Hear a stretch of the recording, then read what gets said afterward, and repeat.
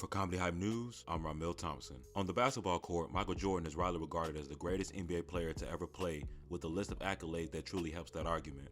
With the success that Michael Jordan gained in the NBA, there were many that noticeably pointed out the lack of social justice issues and assisting of black people that Michael Jordan did. Like most players, he of course would host camps and have opportunities where free sneakers were given out. But the biggest mark on his career seems to come from a lack of perceived help and support for black people. Through looking at some of the decisions that have been made by Michael Jordan off the court that pertain to black people, one may arrive at their own opinion upon seeing numerous instances in which Michael Jordan made decisions that never helped his people. This raises the question of why, and by looking at his business moves, the answer to that question may appear clear as day. As previously mentioned, there was no denying the skill level and success to match Michael Jordan in between the lines. Due to his growing popularity, by 1990, Jordan was being called upon to be active in the world of politics. At the time, an African-American Democrat by the name of Harvey Gantt was looking to secure a Senate seat going up against a known bigot by the name of Jesse Helms in North Carolina. The lack of support that ended up being given from Jordan was made an even bigger deal when the media realized his own mother had asked him to endorse the Democrat as well, whom natives felt could induce real change, while Helms was openly racist and proud to be what he was. Jordan's answer to why he never supported Gantt would go unknown for nearly 30 years until he made mention of it during the Last Dance documentary, saying, "I never thought of myself as an activist. I thought of myself as a basketball player. I wasn't a politician. I was playing my sport. I focused on my craft. Was it selfish? Probably, but that was my energy." This quote did little to help black people feel that he was on their side, and instead made many more angry to see that 30 years later, Jordan refused to admit that he may have made a mistake or was outright wrong. Activism in the eyes of many is the duty of athletes, seeing as they have a much wider reach than the average politician or citizen. Additionally, in an ESPN article, Jordan's The Last Dance appearance will be referenced as he addressed the infamous "Republicans buy shoes too" comment, stating, "I don't think that statement needs to be corrected because I said it in jest on a bus with Horace Grant and Scottie Pippen. It was thrown off the cuff. My mother asked me to do a PSA for Harvey Gantt and I said, 'Look, Mom, I'm not speaking out of pocket about someone that I don't know, but I will send a contribution to support him,' which is what I did." This statement coincided with the feelings of some that while Jordan may have contributed financially in this case, and to black people that this is all he did, while other great athletes actually sought out true change and used their resources to enact it. Jordan doubled down, stating he was merely an athlete and should be judged on what he does on the court as opposed to his political status and involvement. Kareem Abdul-Jabbar was one of the most outspoken when it came to his disappointment and perception that Jordan does not help black people. In reference to the infamous quote, the question of how Kareem felt was raised as a part of his HBO documentary titled Kareem, Minority of One. Speaking on the matter specifically, Kareem said, "You can't be afraid of losing shoe sales if you're worried about your civil and human rights. He took commerce over conscience. It's unfortunate for him, but he's got to live with it."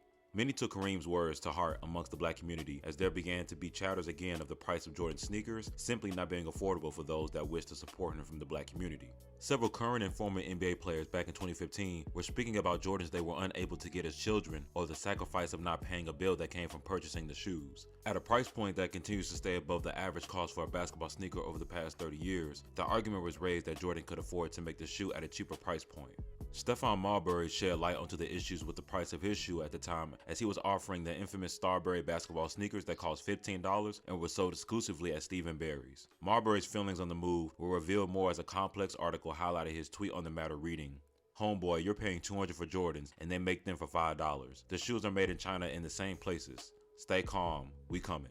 Many applauded Marbury's efforts while expressing shock that regardless of the perceived tech, justifying a $200 price point for the sneakers that Jordans were being made for so cheap in China. The message that Marbury was saying was in reference to revving up production even more to try to gain market share to be able to offer a more affordable basketball shoe, as he believed that for the most part, shoes had become unaffordable. NBA player Enes Kanter, who changed his name recently to Enes Freedom, is one of the players from the modern era to highlight the lack of support Jordan has had for the black community. In a Newsweek piece, Enes stated, he charged that because he cares too much about his shoe sales all over the world and America. Kanter added, "I feel like we need to call out these athletes and not be scared about who they are." Freedom took it a step further, comparing his lack of support to the immense support displayed by LeBron James via the creation of his school and the numerous times he has not held his tongue speaking publicly about social justice issues. In a separate ESPN piece, there was an effort made to defend Jordan's work towards social change. However, issues of his actions were highlighted as the piece stated. Jordan taking verbal and physical stands against teammates, opponents, and management, but never publicly saying anything about, say, the racial uprisings in LA surrounding the Rodney King verdict, or speaking out on any racial disparity and injustice for some are hard to overlook or ignore. These issues are telling, as the Rodney King verdict in particular, something blacks from around the nation empathized over and were saddened to see their favorite player remain silent on the matter instead of going on with like nothing happened. More recent rising in the outspokenness of players of every talent level in the league again puts the microscope on Jordan, as there is often a comparison of how many people Jordan could have reached, speaking of social issues compared to a modern-day bench player. The violence that came about due to Jordan sneakers was yet another large area of criticism to highlight the lack of help and perhaps damage that Michael Jordan caused for the black community. In a Business Insider piece showing the transcript from interviews made via a documentary, the issues of this violence are noted as the text reads. But the brand priced out kids from low-income families who wanted them most. And by the 90s, Jordans were so coveted, violence erupted around them. 2 teens were even killed for their Jordan sneakers. Nevertheless, the phenomenon continued. Jordans were a status symbol that couldn't be stopped.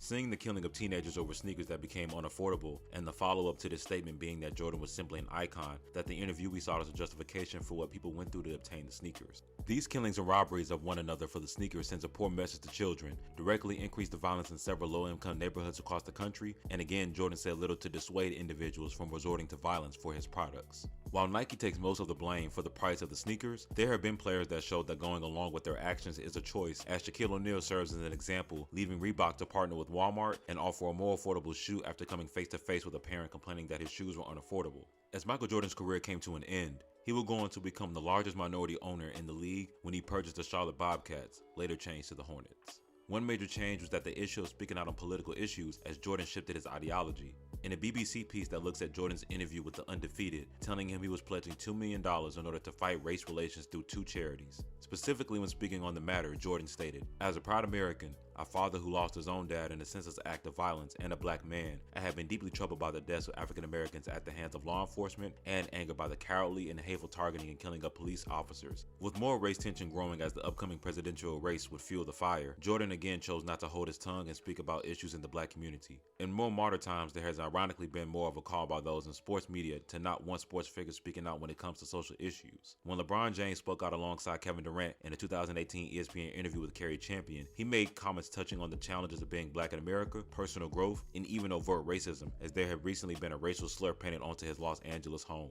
Fox News' Laura Ingraham was not too fond of the comment, feeling that LeBron was not in position to speak on such a topic. Via an NRP piece covering the debacle, it was revealed that she specifically said, "It's always unwise to seek political advice from someone who gets paid $100 million a year to bounce a ball. Keep the political comments to yourself. Shut up and dribble." Unsurprisingly, there were mixed reactions to the comments, with some agreeing LeBron should not be complaining, and others feeling that his position, it was a great gesture to use his power to speak out and make a difference. Minimizing the Lakers star to dribbling again shows some of the same racism that people had complained about, prompting his comments to begin with, and shows a belief in society that you cannot do more than one thing, adopting a stay-in-your-lane ideology.